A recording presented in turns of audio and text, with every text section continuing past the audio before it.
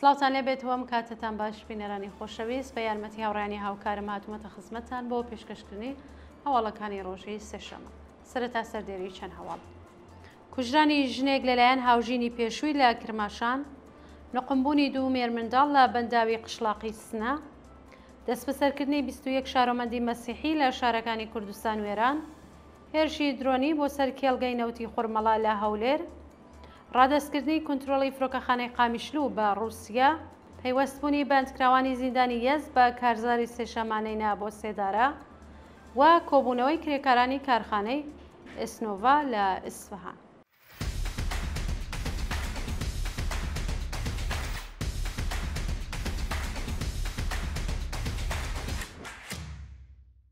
نامەی ئەحمەد ڕەزا حائری لە زیندانی قزل حیسار. ئەحمەد ڕەزا حائری زیندانی سیاسی کورد لە زیندانی قزل حیساری کەرەج لە نامەیەکدا سەبارەت بە دەستبەسەرکردنی براکەی بە ناوی سەجاد حائری نووسیویەتی ئەوەی ڕوویداوە مرۆڤ ڕفاندن بووە بێ زیاد و کەم. ناوبراو لە نامەیەکدا ئاماژەی بە پەیوەندی تەلەفۆنی ڕۆژی یەکشەممە 22 پوشبەر لەگەڵ باوکی کردووە و نووسیویەتی شەوی ڕابردوو لە جەماوەند هاتبوون بۆ تاران تاکو ڕۆژی دووشەممە لە زیندانی قزل حیسار چاویان بە من بکەوێت، بەڵام سەجاد لەلایەن هێزەکانی ڕژیمەوە بە بێهۆکار ڕفێنراوە. سەجاد جگە لە خۆشەویستی بۆ هۆنەر، ئەدەب، سینەما و زمانی دایکی چی کردووە کە دەبێت دەست بەسەر بکرێت؟ دەتانەوێت چی بکەم؟ داوای لێبوردن لە ئەدەبیاتی فارسی بکەم؟ کوژرانی ژنێک لەلایەن هاوژینە پێشوەکەی لە شاری کرماشان. ڕۆژی یەکشەممە 22 پوشبەر ژنێکی تەمەەن 30 ساڵی خەڵکی کرماشان بە ناوی محەدسە میرزایی لەلایەن هاوژینە پێشوەکەیەوە بە ناوی محەممەد کەرەمی کوژرا. بەوتەی سەرچاوەکانی هەواڵ بە کوژەکە هاوژینی پێشووی محەدسە میرزایی بووە. ناوبراو بانگی کردووە بۆ ئەوەی لەسەر دووبارە گەڕانەوەی بۆ سەرژیانی هاوبەش قسە بکات، بەڵام بۆتە دەمەقاڵەیان و محەدسەی کوشتووە.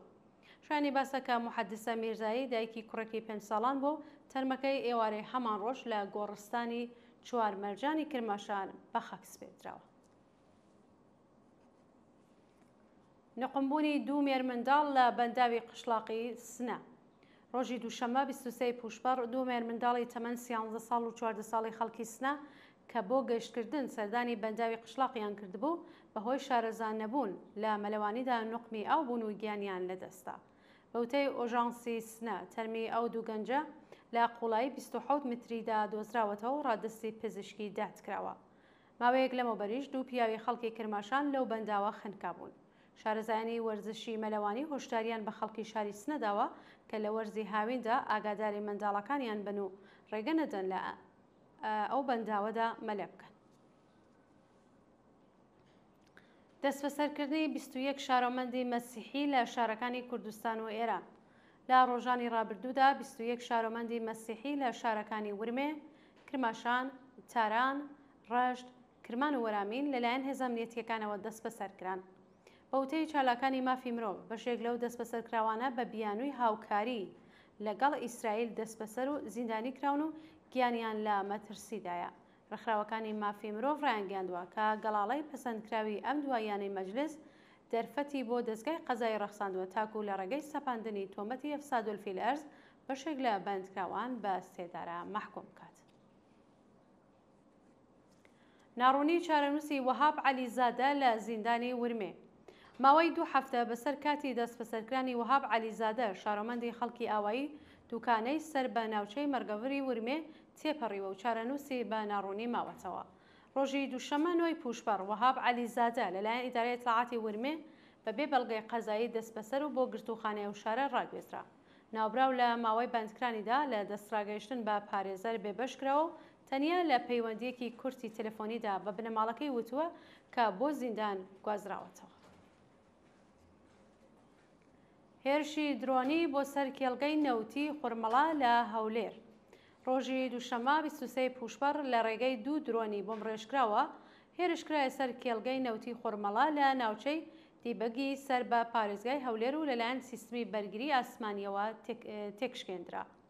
بەپێی راپۆرتی دژە ترۆری کوردستان کاتژمێر 8:30 خولەکی شەوی دووشەممە بە دوو درۆن هێرش کراوەتە سەر دوو بەشی جیای کێڵگەی پاڵاوتنی نەوتی خوڕمەڵە و تەنیا زیانی مادی لێکەوتوێتەوە.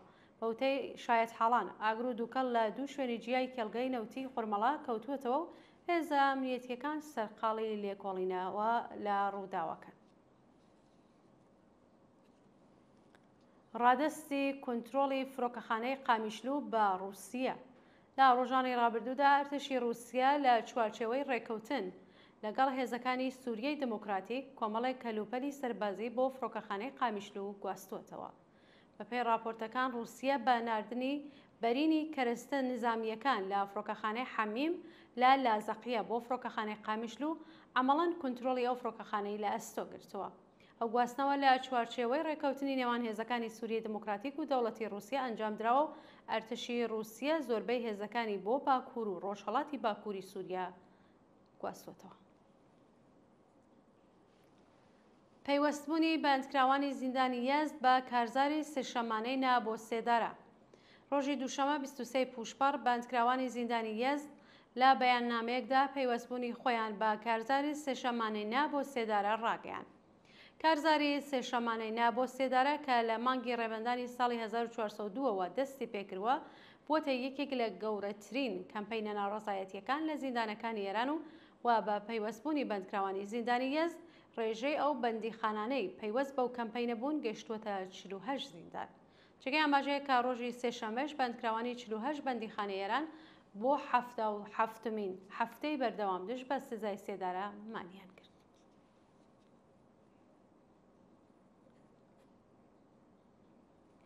کۆبوونەوەی کرێکارانی کارخانەی ئسنۆڤا لە ئیسفەهان. ڕۆژی دووشەمە 23 پوشپەڕ کرێکارانی شاغڵ لە کارخانەی ئسنۆڤا دژ بە نەدانی داخوازیەکانیان دەستیان لە کار کێشایە و کۆبوونەوە. بەپێی زانیاریەکان کرێکارانی کارخانەی ئسنۆڤا ماوەی 2 مانگە حەقدەست و مەزایایان وەرنەگرتووە و ڕۆژی ڕابردوو بە کۆبوونەوە لە نێو مەحوەتەی شەرکەت خوازیاری پێدانی داخوازی دواخراوەکان زیادکردنی حەقدەست پەرداختی حەقی بیمەکانیان با ڕێکخراوی تامینی اجتماعی و بەهرەمەندبوون لە مەزایای پیشەیی بوون. ناڕزایەتی پزیشکانی شاغڵ لە گوندەکانی ئیران شار. ڕۆژی دووشەمە 23 پوشپەڕ هەفتە پزیشکی شاغڵ لە گوندەکانی ئیرانشار لە ئاسنەدانی چەند مانگ حەقدەست لەلایەن زانکۆی زانیاری پزیشکی ناڕزایەتیان دەربڕی. پزیشکانی ناڕازی پاش کۆبوونەوە نامێکیان بە سەرۆکی زانکۆی زانیاری پزیشکی ئێرانشار نردووە و تێدا ڕایان گەاندووە ماوەی 2 ساڵە لە ناوچە پراوێزنشینەکان خزمەت بە خەڵک دەکەن، بەڵام ماوەی 5 مانگە حەقدەستیان وەرنەکردووە و بەڵێنی بەڕێوەبەرانی زانکۆی زانیاری پزیشکی بۆ پەرداختی کارانە و حەقی ئەندامەتی لە ڕێکخراوی نظام پزیشکی جێبەجێ نەکراوە. ناڕازیان ئۆلتیماتیمیان بە زانکۆی زانیاری پزیشکی داوە کە ئەگەر داخوازیەکانیان جێبەجێ نەکرێت بە کۆمەڵ دەست لە کارەکێشنەوە. کوژران و برینداربوونی 62 کەس لە 4 مانگی ڕابردوو لە بەلوچستان. بەپێی راپۆرتی ڕوانگەی مافی مرۆڤی بەلوچستان لە ماوەی 4 مانگی ڕابردوودا بەلانیکەم 50 هێرشی چەکداری لەو پارێزگایە ڕوویداوە و بەهۆیەوە 45 کەس گیانیان لەدەستاوە و 17 شارۆمەند بریندار بوون. بە وتەی کەمپەینی چالاکانی بەلوچ ئەو هێرشانە لە نێوان 4 خاکەلێوەی 1404 تاکو 20 پوشپەڕ لە شارەکانی زاهدان، ئیرانشار، سەرابان، چابەهار، خاش، زابۆل و چەند ناوچەی دیکە لەلایەن کەسانی نەناسراوە ئەنجامدراوە. شێوازی بە ئامانجگرتنی قوربانیان و تەقە لە مێشکی گیان بەدکردووان نیشانی داوە کە تاوانباران سەر بە ناوەندە ئەمنیەتیەکان بوون و بە شێوەی هەدەفمەند جنایەتەکانیان ئەنجام داوە. دەرکردنی سزای 2 جار ئێعدام بەسەر 3 بەندکراو لە زیندانی ئەهواز. ڕۆژی دووشەمە 23 پوشپەڕ 3 بەندکراوی سیاسی ڕاگیراو لە زیندانی ئەهواز بەناوەکانی فەرشاد ئێعتمادفەر، مەسعود جامعی و عەلیڕەزا مەرداسی لەلایەن لەقیەکی دادگای ئینقلابی ئەو شارە بە سەرۆکایەتی قازی ئەدیبی مێهر هەر یەکەوە بە 2 جار ئێعدام و 1 ساڵ زیندانی تەعزیری مەحکوم کراون. بەپێی ئیبلاغیەی دادگای ئینقلابی ئەهواز ئەو 3 بەندکراوە سیاسیە بە تۆمەتەکانی ئەفساد الفیل ئەرز، ئەندامەتی لە گروپە دژبەرەکانی ڕژیم و تەبلیغ دژی نظام هەر یەکەوە بە 2 جار ئێعدام و 1 ساڵ زیندانی تەعزیری مەحکوم کراون. شانی باسە کە 2 بەندکراوی سیاسی هاودۆسیەی ئەو 3 بەندکراوە بە ناوەکانی سامان حورمەت نژاد و داود حورمەت نژاد بە 12 و 15 ساڵ زیندان سزا دراون. ئەو 5 بەندکراوە خەڵکی شارستانی باشت لە ئۆستانی کۆکیلیۆ بۆی ڕەحمەت بوون و پاش دەست بەسەرکران لەژێر ئەشکەنجەی سەخدا ناچار بە دانپێدانانی زۆر ئەمریکراوە. هۆشداری ئەنجومەنی نەورۆز سەبارەت بە دووبارەبوونەوەی کوشتارەکانی دەی 60. ئەنجومەنی نەورۆز لە نامەیەکدا کە بۆ نەتەوە یەکگرتوەکانی ناردووە خوازیاری کاردانەوەی بەرینی کۆمەڵگای جیهانی بەرامبەر بە شەپۆلی ئاجامەکان لە ئێران بوو. ئەو نامەیە بۆ فۆلکێر تۆرک کۆمیسیۆری باڵای مافی مرۆڤی نەتەوە یەکگرتوەکان نێردراوە و تێدا داوا لە کۆمەڵگای جیهانی کراوە بۆ ڕێگریکردن لە ئەعدامی بەندکراوان و بەرەنگاربوونەوە لەگەڵ پێشێلکاریەکانی کۆماری ئیسلامی لە بواری مافی مرۆڤدا هەوڵەکانیان چڕتر بکەنەوە. لەو نامەیەدا هاتووە کۆماری ئیسلامی لە ماوەی 47 ساڵی ڕابردوو هیچ کات پابندی بنەماکانی مافی مرۆڤ نەبوو و پاش ئاگربەز لەگەڵ ئیسرائیل دەیەوێت کۆمەڵکوژیەکی دیکەی هاوشێوەی دەیەی 60 ئەنجام بدات. وا گیان لەدەستانی زیاتر لە 100 کەس بەهۆی هاتنی لافاو لە پاکستان. دەوڵەتی پاکستان ڕۆژی دووشەمە 23 پوشپەر ڕایگەیاند بەهۆی بارینی باران و هاتنی لافاو لە وڵاتە زیاتر لە 100 شارۆمەند گیانیان لەدەستاوە. بەوتەی سێتاتی بەڕێوەبەرایەتی قەیرانی پاکستان لە ڕێکەوتی 26 ژوئان تاکو و 14 ژوئیە بەلانی کەم 111 کەس کە 53 کەسیان منداڵ بوون بەهۆی هاتنی لافاو و بەڕگرتووی گیانیان لەدەستاوە. بەرپرسانی دەوڵەتی پاکستان هۆشداریان بە خەڵکداوە کە لە ڕووبارەکان نزیک نەبنەوە و چەندین گوند چۆڵ کراوە. بینەرانی خۆشەویست سەواڵەکانتان پێشکەشکرا هەر شاد بشین.